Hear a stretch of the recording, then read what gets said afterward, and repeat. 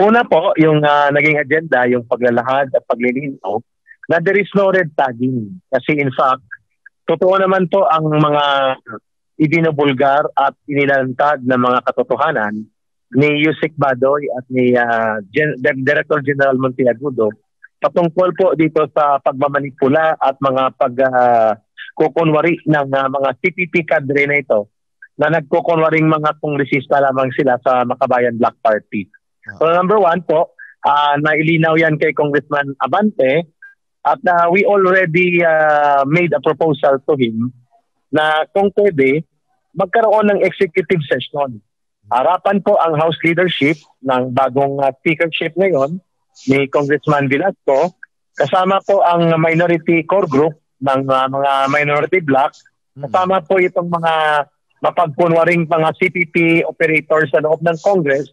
And then ang inakusahan nila at pinanggagalitan nila na si Director General Monteagudo, Yusek Badoy, General Parlade, sina Mrs. Lucena, kaming mga kadre na handang magkumpronta sa kanila. Mas maganda po sa isang exclusive na dialogo doon sa executive session. Pangalawa po, Colonel, pinag-usapan din yung mga possibility ng pagpa-file ng complaints sa Ethics Committee at sa Human Rights Committee ng House of Representatives nitong mga nanay na biniktima ang kanilang mga anak sa illegal na pagre-recruit habang mga minor de edad ito. Kinonsinti nila Ilago, Sarate at mga grupo nila na parang sila pang nagbigay lakas loob dito sa Anak Bayan at iba pang mga CPP front organizations na ginagamit na kagaya din nila ay kasabwat sa recruitment.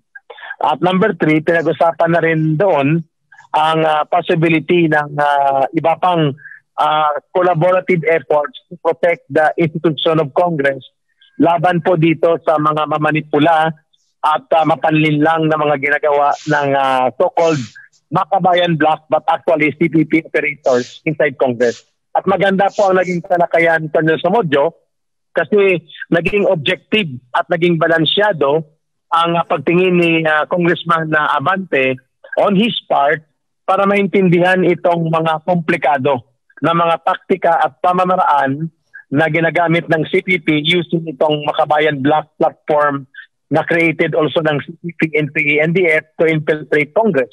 At the same time, nabigyan po ng seryosong atensyon ang malalim at malubha na pagre-recruit ng mga minor de edad sa ating mga senior high school sa pamamagitan po ng dialogo ni Mrs. Lucena representing ang mga nanay at mga magulang na liwanagan si Congressman Abante at sabi nga niya, mas nangangailangan siguro ito ng seryosong intervention ng Kongreso at ng gobyerno, Colonel.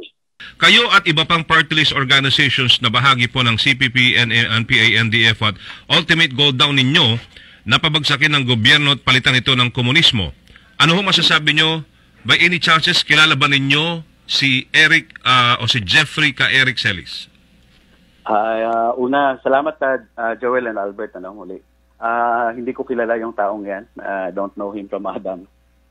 Pangalawa, siya ang nagsasabi niya. No? Kung yun ang ginagawa niya noon, ay huwag niyang ipahid sa amin. No? Dahil malinaw, ang meron kaming bylaws and constitution, registered yung bayan muna sa COMELEC. Malinaw ang aming pakay. No? Lumahok kami sa parliamentary arena, no, to advance the interests and advocacies of our marginalized sectors. No? At malinaw naman, Joel at Albert, ang track record ng Bayan Muna since 2001. No? At in fact, tayo, ilang beses na rin tayo nagkakapanayam. This is already my third term. Malinaw naman din ang ating ginagawa sa loob ng Kongreso at maging sa labas ng Kongreso. No? Hindi naman namin tinakailan na kami ay mga aktivista. Miyembro kami ng progresibong grupo, pero wala kaming armas. No? Hindi ako NPA, hindi ako miyembro ng Communist Party of the Philippines or ng National Democratic Front of the Philippines. Pero totoo, tinutulak natin na magkaroon ng, kahit noon pa man, no, ng political settlement itong mahigit 5 dekada ng tunggalian sa ating bayan. Kaya aktibo tayo sa peace process noon. Kung maalala mo, Joel, nakapanayam mo ako niyan ng ilang beses. No? Yes, sir. Lumahok tayo sa peace talk. So, yun, bukas ang aming record, no? At kung itong merong isang nag-aakusa sa amin na siya ay umaamin na sinungaling, no? Para lang mapagtakpan daw ang kanyang sariling identity, eh sino bang paniwalaan natin, no?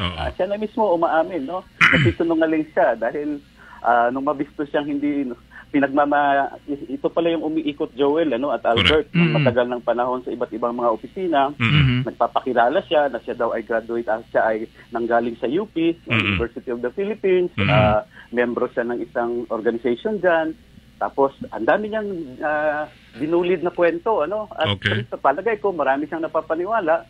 Pero nitong mga nakaraan, nung binisto siya dahil humarap naman siya, no? Nagpakita siya sa TV, nagpa-interview dahil gusto ata niyang nasa limelight siya. At nung medyo naipit na yung kanyang amo na si General Parladi dahil sa reckless red tagging, siya na naman ang pinaikot-ikot, ay nakakilala sa kanya. Hindi man Eric Almendras yan si Jeffrey Celis. At doon na nga, naungkat yung kanyang totoong pagkatao. Ano, na siya pala ay involved sa drugs, no? Pinangalanan mismo ni Pangulong Duterte, no?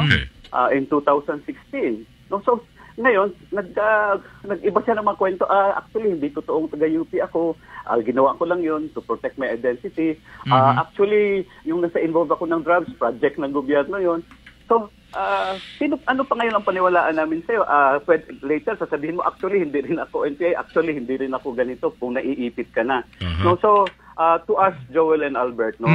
Kahit buong magdamag pang mag-iikot yan, yung sinasabing Celis na yan, iikutin niya lahat ng radio station, TV station. Walang kredibilidad sa amin yan dahil puro kasinungalingan ang pinagkakalat niya at maraming magpapatotoo niya ng mga taga-Iloilo mismo naglabasan na ngayon. No? Kahit ng iba, hindi nga namin kilala. No? Pure ano ng Iloilo and that's it. No? Siguro, kahit ano pa magsabihin niya dyan, no?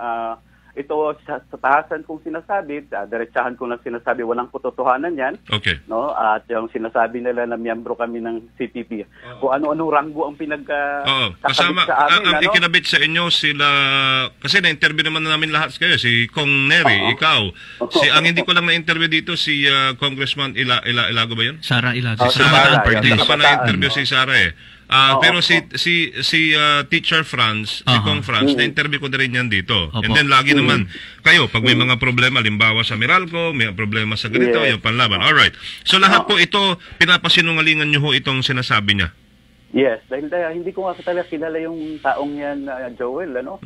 At kahit na yung mga pinagsasabi niya ay malinaw, no? Wala siyang personal knowledge, no? At para rin yung kanyang amo sa NCF-ELCAC na si General Parladi, no? Ilang taon nang umiikot yan. Umabot na sila ng Europa, Oceania, Amerika, no? Tapos pinagsasabi, malinaw naman. Kahit na yung European mga institutions nagsabi, walang basihan, no?